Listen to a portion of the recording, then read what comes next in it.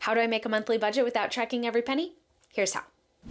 I used to track all of my spending, down to every last penny, but it was stressful and super inefficient, so I decided I needed a better system in place. Now I do a quarterly spending audit. Here's how it goes.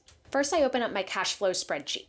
This shows my core necessary expenses. These are the expenses that I'm going to be tracking. Next, I open up 3 months of credit card statements and checking account statements, basically anything that I use to pay my regular monthly expenses. And I'm going to go through the statements and categorize each of the charges to one of the core necessary expenses. Then I'm going to take the average across 3 months, which basically just helps me smooth out any random months that might be higher or lower. If the average dollar amount is about the same as my last quarterly check, I leave it alone. If it's higher or lower, then I adjust it.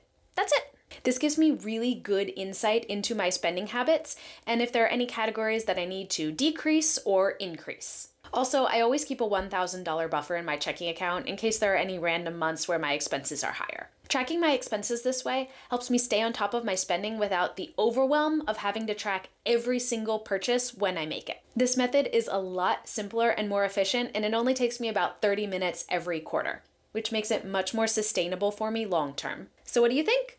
Is a quarterly spending audit enough, or should I be tracking my expenses every month? Let me know what you think in the comments.